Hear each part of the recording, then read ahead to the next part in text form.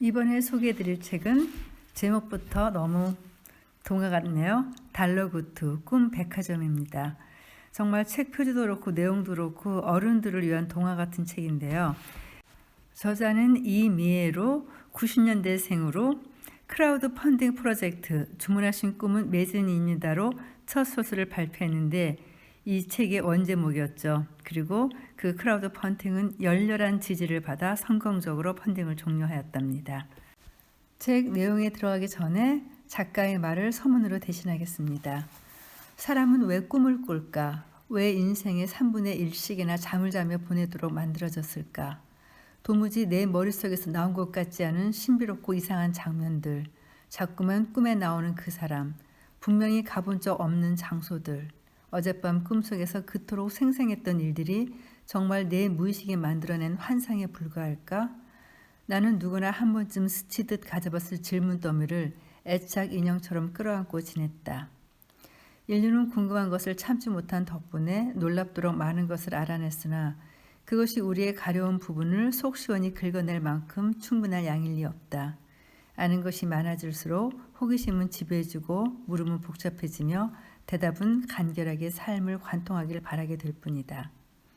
특히나 나의 경우 잠과 꿈에 대한 분야에서는 더욱 그랬다. 나는 궁리해봐야 도무지 알 수 없는 어제와 오늘 사이의 그 신비로운 틈새를 기분 좋은 상상으로 채워넣는 작업을 반복했다. 그리고 점점 상상이 현실과 사랑스럽게 밀착하는 것을 느끼면서 행복한 마음으로 이 이야기를 쓰기 시작했다.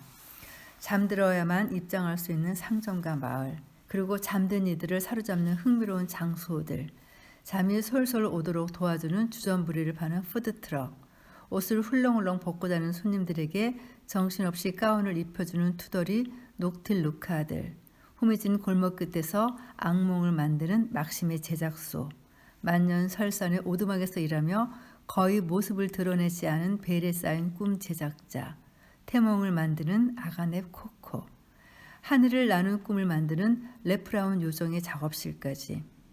그 중에서도 잠든 손님들에게 가장 인기 있는 곳, 안 가본 사람은 있어도 한 번만 가본 사람은 없다는 달러구트의 꿈 백화점에서 벌어지는 이야기들을 차곡차곡 담았다.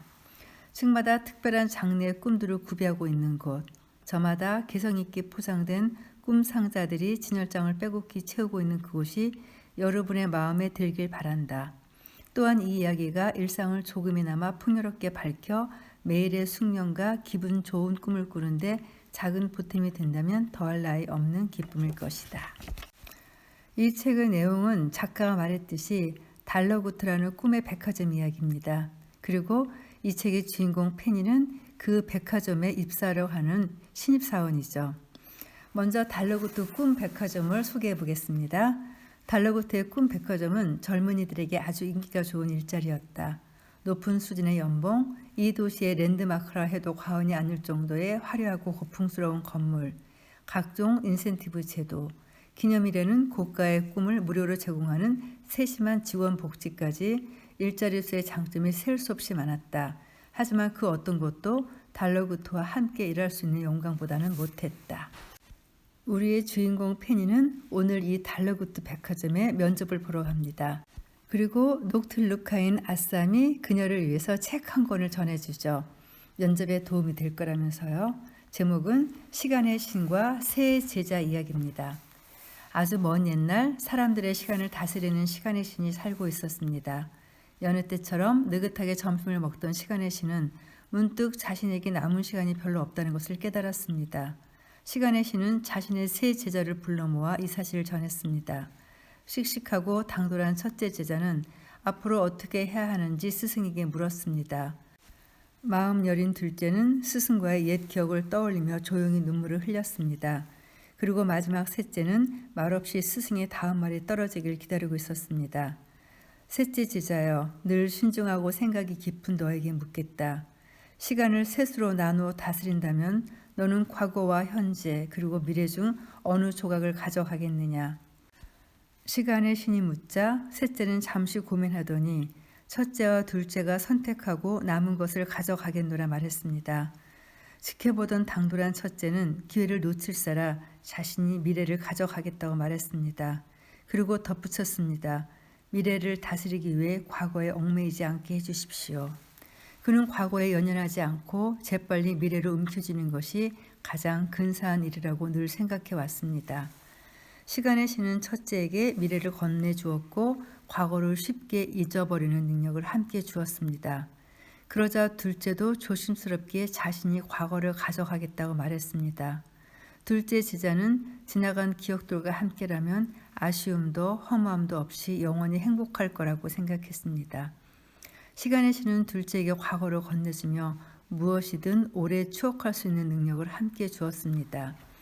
이제 시간의 신은 과거와 미래에 비해 턱없이 작고 날카로운 현재의 조각을 손에 쥐고 셋째에게 물었습니다. 찰나의 현재를 잘 다스려 주겠느냐? 그러자 셋째가 대답했습니다. 아닙니다. 현재는 모든 사람에게 공평하게 나누어 주십시오. 시간의 신은 의아했습니다. 너는 나에게 가르침을 받는 동안 어떤 시간도 특별하게 여기지 않았단 말이냐? 스승이 다소 실망한 투로 묻자 그제야 셋째가 어렵게 말을 꺼냈습니다. 제가 사랑한 시간은 모두가 잠든 시간입니다. 잠들어 있는 동안에는 과거에 대한 미련도 없고 미래에 대한 불안도 사라지기 때문입니다.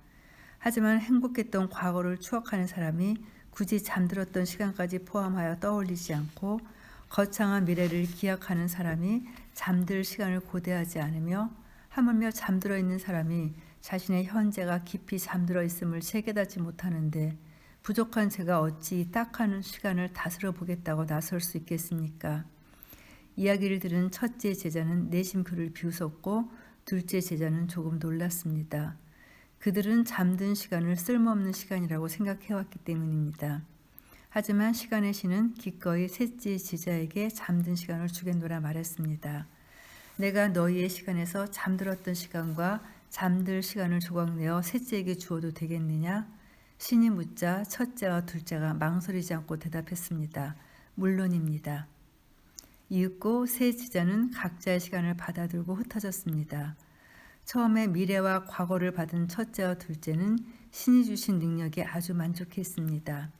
미래에 몰두하는 첫째 제자와 그의 추종자들은 여태까지의 시시한 일들은 모두 잊고 고향을 떠나 더 넓은 땅에 터를 잡고 새로운 미래를 도모하려는 계획에 들떠 있었습니다. 과거를 소중히 여기는 둘째와 그의 추종자들도 퍽 기뻤습니다.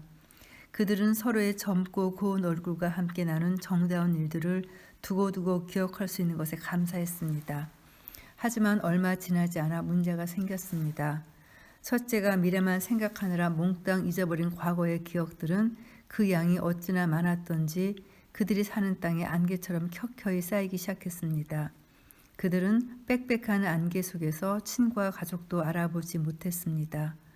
사랑하는 사람들과의 추억이 사라지자 그들은 무엇을 위해 미래를 꿈꾸었는지조차 기억하지 못하게 되었습니다.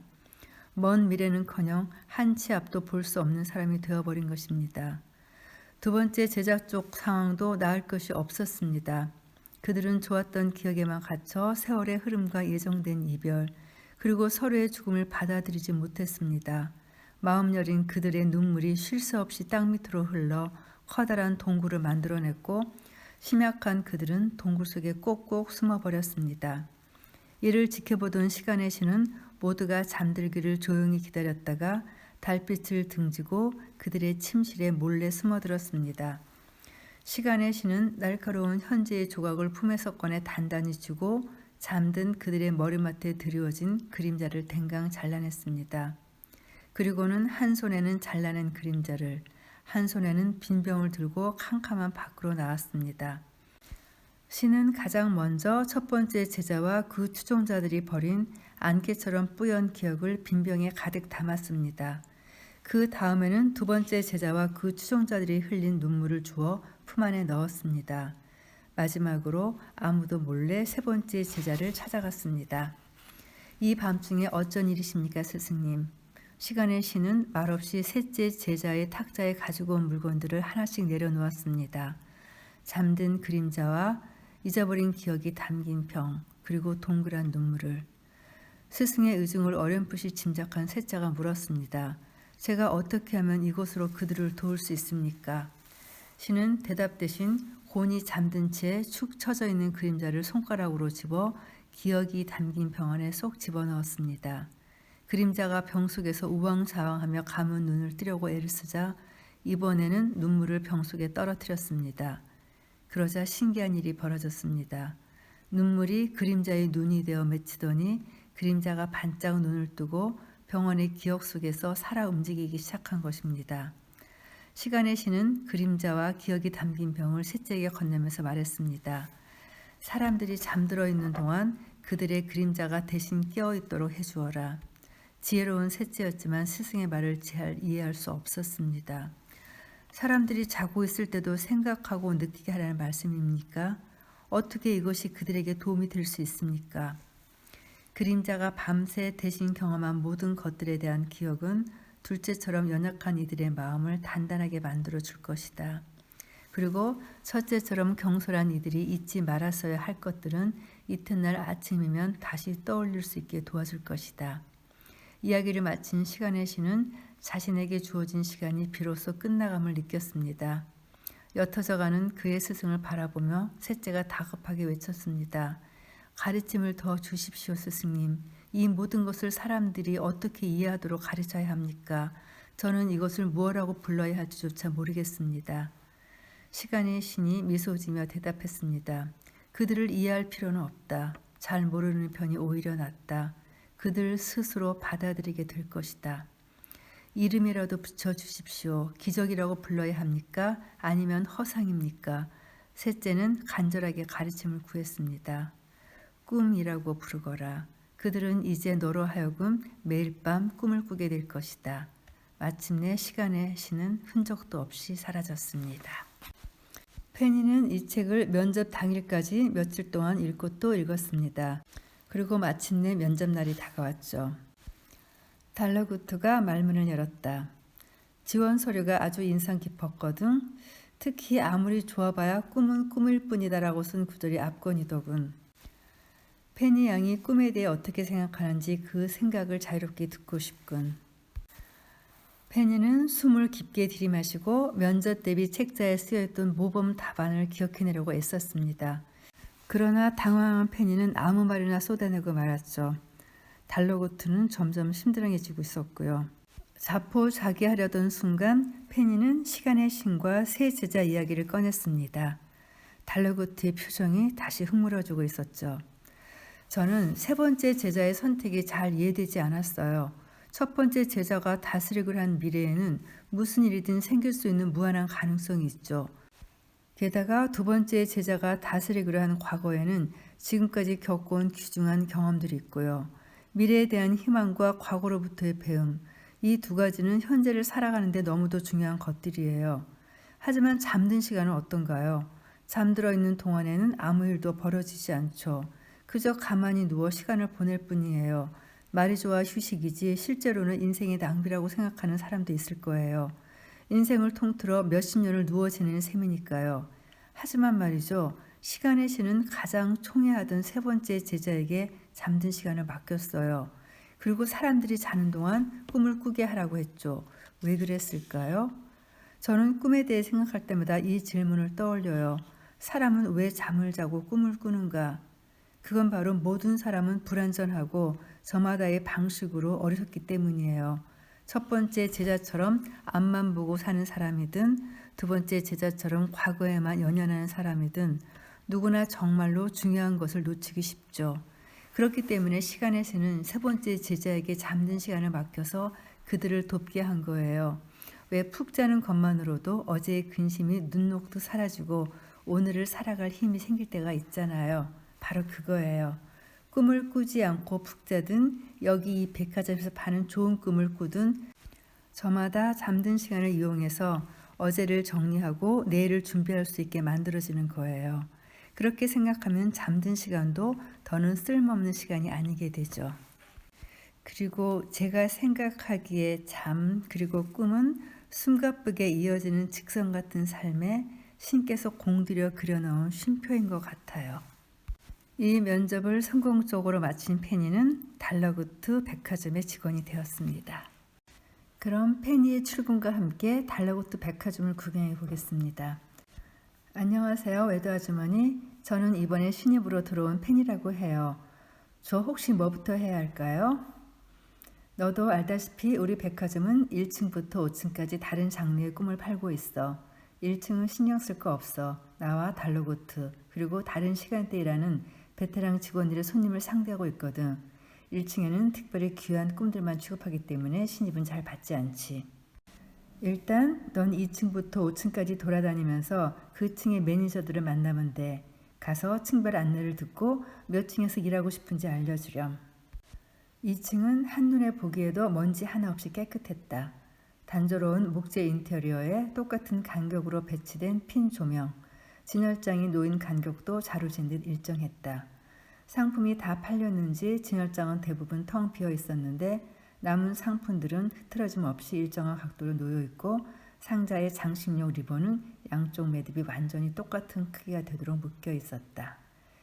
1층에는 아주 고가의 인기 상품 또는 한정판, 예약 상품들만을 소량 취급하는 데 반해 2층은 좀 더 보편적인 꿈들을 판매하고 있었다.